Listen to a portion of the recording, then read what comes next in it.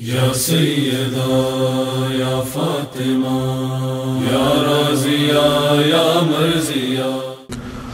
طاغوت اس انسان کو کہتے ہیں جس کی صلاحیتیں منہ زور ہو گئی ہوں، جس کی صلاحیتوں کو رخ نہ ملا ہو، یعنی ایک سیلابی حالت جس کی صلاحیتوں کے اندر پیدا ہو گئی ہو، امڑ رہی ہوں لیکن ان کو رخ نہیں مل رہا، ان کو جہت نہیں مل رہی کہ کدھر جائیں وہ، اسی انسان کو قرآن نے طاغوت کہا ہے۔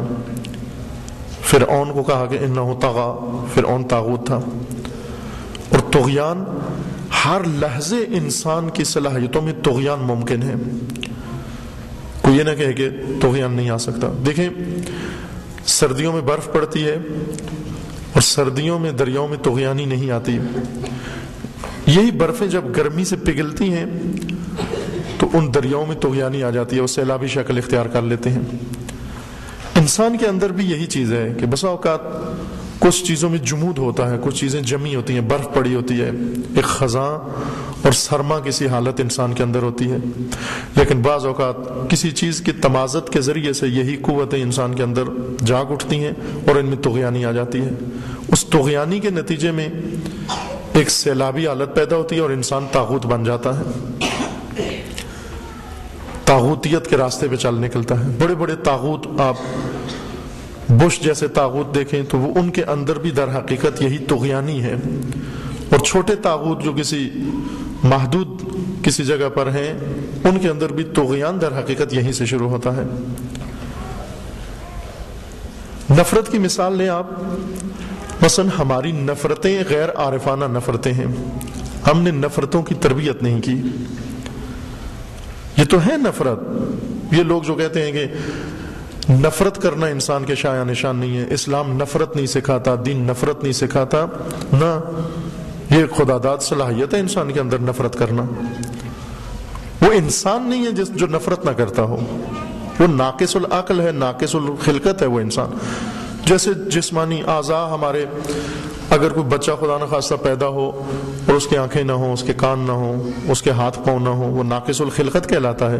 اسی طرح اگر ایک بچہ پیدا ہو، اس کے اندر محبت نہ ہو، اس کے اندر نفرت نہ ہو، اس کے اندر وہ احساسات نہ ہو، احساسات مرے ہوئے جو بچہ پیدا ہو، ناقص الخلقت ہے وہ۔ اگر سالم خلقت ہے، اس کے اندرونی اور بیرونی سارے اعضاء کامل ہونے چاہیے۔ بس احساسات اور جذبات کے ساتھ ہم پیدا ہوتے ہیں، محبتوں اور نفرتوں کے ساتھ ہم پیدا ہوتے ہیں، جو جو ہم نشو و نما کرتے ہیں یہ چیزیں بھی ہم میں پنپتی ہیں۔ لیکن ان کو اگر تربیت کوئی کر لے، ان کو اگر کوئی رخ دے دے اور ان کے لیے وہ کینال مقرر کر دے جس میں ان کو بہنا ہے اور جس میں جانا، چونکہ ان کی حالت سیال ہے، یہ بہیں گی آگے، رکیں گی نہیں۔ اگر ان کو تہذیب کر لے، تربیت کر لے، کنٹرول میں لے آئے ان کو، یہی انسان کے بہت ساری سرزمینوں کو سرسبز کر سکتی ہیں، ہرا کر سکتی ہیں انسان کے وجود کو، اور ثمر دے سکتے ہیں یہی صلاحیتیں۔ ان میں سے ایک نفرت ہے۔ اسلام نفرت نہیں سکھاتا، اسلام انسان کی نفرت کو جہت دیتا ہے، اس کو ڈائریکشن دیتا ہے، اس کو سمت دیتا ہے کہ کدھر رخ موڑو اس کا، نہ اس کو دباتا ہے کہ ختم کر دو نفرت۔ یہ مسیحیت ہے، یہ روحانیت ہے۔ انسانی صلاحیتوں کو مارنا یہ تربیت نہیں ہے، یہ روحانیت ہے۔ تربیت غیر از روحانیت ہے۔ تربیت یعنی انسانی صلاحیتوں کو سمت دینا، رخ دینا۔ لیکن چونکہ تربیت نہیں ہوتی، یہ تربیت کے مفہوم سے ہم صحیح آشنا نہیں ہوتے۔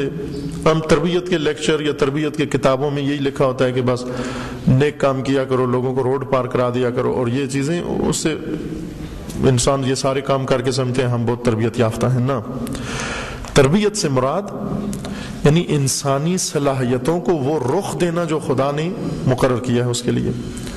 صلاحیتیں تو ہم لے کر پیدا ہوتے ہیں، ان کو رخ دینا۔ نفرت کی ایک مثال، مثلا آپ دیکھیں گے نفرت ہر انسان کرتا ہے، لیکن غیر تربیت یافتہ نفرتیں طغیانی کی حالت میں ہوتی ہیں ہمیشہ۔ مثلا ایک گھر میں اگر چند افراد رہتے ہیں، ان سب کے اندر نفرت کرنے کی صلاحیت موجود ہے، لیکن چونکہ ان کی نفرت کو صحیح جہت نہیں دی گئی، لہذا وہ نفرت خود اس نے اپنے راستے خود بنا لیے، جہاں اس کو راستہ ملا نفرت اس طرف نکلتی گئی۔ ساس بہو کی نفرت اسی تربیت نہ ہونے کا اثر ہے، چونکہ نفرت کا عنصر ساس میں بھی ہے، بہو میں بھی ہے، لیکن دونوں کی چونکہ تربیت نہیں ہوئی، یہ نہیں دونوں کو پتہ کہ ہمیں کس سے نفرت کرنی ہے، دونوں کی نفرت میں طغیان آ جاتا ہے، سیلاب آ جاتا ہے، لہذا اس کی نفرت کا رخ اس کی طرف ہو جاتا ہے، اس کی نفرت کا رخ اس طرف ہو جاتا ہے۔ حالانکہ دونوں کو یہ صلاحیت خدا نے کسی اور مقصد کے لیے دی تھی، کسی اور ہدف کے لیے دی تھی۔ اگر دونوں کی تربیت ہو گئی ہوتی اور دونوں کی نفرت کو رخ مل گیا ہوتا تو یہ نفرت کسی اور طرف اپنے اصلی راستوں پہ اگر چل پڑتی، اس صورت میں ایک دوسرے کے شر سے محفوظ رہتی۔ اور اسی طرح خاندان کے دیگر، میں نے نمونے کے طور پر ایک نفرت کا ایک نمونہ ذکر کیا ہے کہ غیر تربیت یافتہ نفرتیں وہ اس طرح سے خود اپنے راستے بنا لیتی ہیں، اپنے ہی کسی قریبی سے، اپنے ہی کسی عزیز سے، اپنے ہی کسی رشتہ دار سے، اپنے ہی کسی مومن سے، خود کسی مومنہ سے، اڑوس پڑوس میں کسی سے نفرت ہو جاتی ہے ہمیں، کیونکہ اس نفرت کو بالآخر کوئی راستہ تو تلاش کرنا ہے۔ اسی طرح محبت بھی ہے، ان محبتوں کو بھی ہماری جس طرح نفرتیں غلط ہیں، اسی طرح محبتیں بھی غلط ہیں۔ وہ محبتیں جن کو ہمیں رخ دینا چاہیے کسی سمت، ان کو جب رخ نہیں ملتا وہ محبتیں غلط طرف مڑ جاتی ہیں، اور ایسی طرف ان کا رخ مڑ جاتا ہے جہاں نہیں ہونا چاہیے ان کا رخ۔ اگر آگاہانہ ہو، نفرت کو آنکھیں مل جائیں، بصیرت و بصارت مل جائے، اور محبت کو بصیرت و بصارت مل جائے، اس کو کہیں گے ہم عارفانہ محبت اور عارفانہ نفرت، عالمانہ محبت اور عالمانہ نفرت۔ خداوند تبارک و تعالیٰ نے اپنی ذات سے محبت کا ہمیں حکم دیا، خدا سے محبت کرو، لیکن ایک طغیان میں آئی ہوئی محبت کبھی بھی خدا کی طرف نہیں جاتی۔